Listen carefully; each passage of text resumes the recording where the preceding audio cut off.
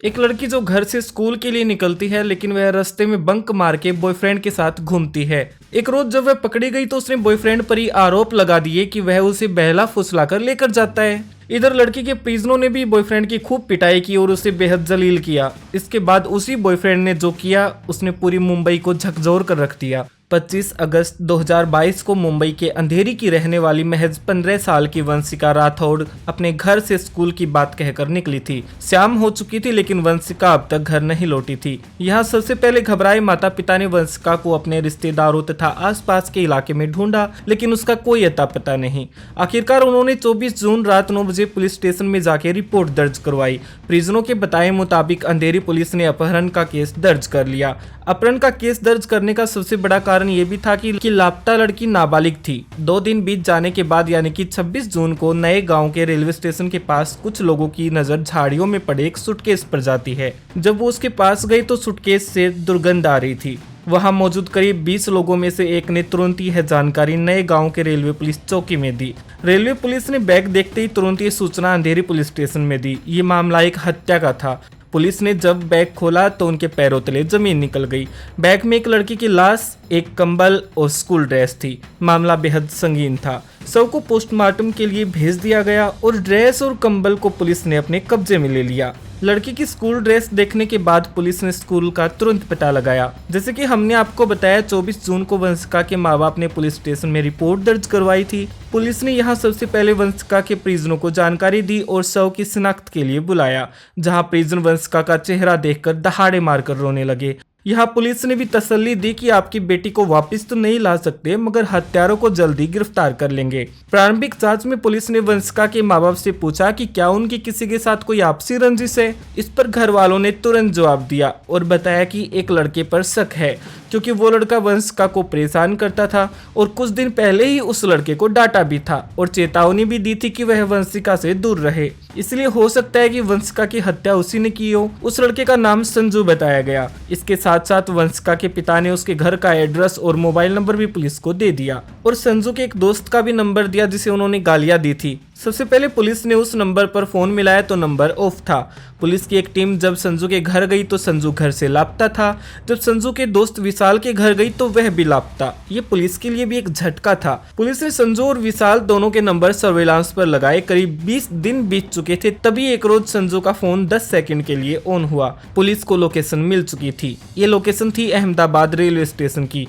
अंधेरी police ने तुरंत Ahmedabad police चौकी को ये सूचना दी। उधर अहमदाबाद रेलवे पुलिस को भी संजू और विशाल के फोटो भेजे गए, लेकिन इन दोनों का कोई अता पता नहीं।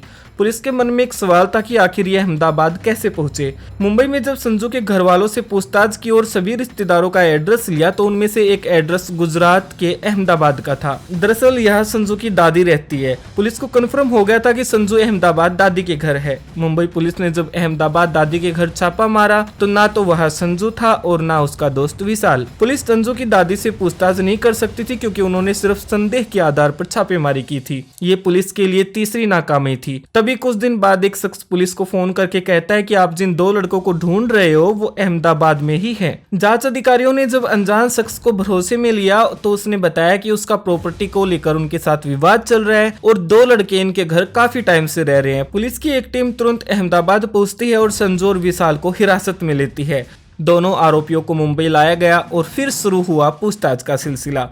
कड़ी पूछताछ में इन्होंने जो बताया वह सुन के पुलिस वाले भी हैरान थे। संजू ने बताया कि सोशल मीडिया पर उसकी दोस्ती एक वंशिका नाम की लड़की से हुई। वो 11वीं कक्षा की छात्रा थी। दोनों में बातें हुई और फिर मिलना जुलना शुरू। वंशिका स्कूल बंक करके संजू के साथ घूमती, वही संजू इसे अपने दोस्त विशाल के बंद पड़े घर में लेके जाता, जहाँ ये घंटों टाइम स्पेंड करते। ऐसे करीब 8 महीने तक चलता रहा। एक रोज वंशिका स्कूल बंक करके संजू के साथ गई थी। तभी वंशिका के घर स्कूल से फोन आया कि आपकी लड़की कई दिन से स्कूल नहीं आ रही। इस पर वंशिका के पिता ने बताया कि घर से तो हर रोज जाती है। शाम को जब वंशिका घर आई तो उसकी खूब पिटाई की गई। मार खाने के बाद उसने बताया कि वह संजू नाम के एक लड़के के साथ घूमने गई थी। वंशिका के घर वालों ने वंशिका से कहा कि वह झूठा बहाना बनाए कि घर कोई नहीं है और संजू को बुलाए। घर वालों के कहे मुताबिक वंशिका ने ठीक ऐसा ही किया। उसने झूठ बोलकर संजू को घर बुला लिया। संजू भी तैयार होकर जब आया तो उसने देखा कि घर पर तो सब लोग मौजूद हैं। तभी वंशिका का पिता उसे खींचकर अंदर कमरे में ले गया और करीब 3 घंटे तक जमकर पिटाई की और ये सारी पिटाई वंशिका के सामने हो रही थी। इस वक्त वंशिका का भी यही कहना था कि संजू उसे बहला फुसला कर ले जाता था। संजू की पिटाई और जलील करने के बाद उसे भगा दिया। वह बेहद खफा था कि उसे धोखे से बुलाया गया और उसकी पिटाई और बेइज्जती की गई। 7-8 दिन बीत जाने के बाद संजू ने वंशिका से गलती मानी और उसे कहा कि वह एक बार उससे मिल ले और उसके पास जो फोटोज है वो भी वह डिलीट कर देगा। यह वंशिका की मानसिकता थी कि एक बार मिलने से क्या जाता है। घर से झूठ बोलकर इस बार उसने फिर से स्कूल बंक किया और संजू से मिली। संजू से स्कूटी से विशाल के बंद पड़े घर में लेके गया और विशाल और संजू ने दोनों ने उसके साथ टाइम स्पेंड किया। इसके बाद उसके छोटे छोटे टुकड़े करके बैग में रख दिए और बैग पैक करके नए गांव के पास रेलवे स्टेशन के निकट झाड़ियों में फेंक दिया। पुलिस ने दोनों आरोपियों को जेल भेज दिया। दोस्तों, इस केस पर आपकी क्या राय है? क्या वंशिका के साथ गलत हुआ है या फिर उसके परिवार ने जो संजू के साथ किया वो गलत था? हमें कमेंट करके अपनी राय जरूर दें। ऐसी और सच्ची कहानियों के लिए हमारे साथ बने रहिएगा। धन्यवाद।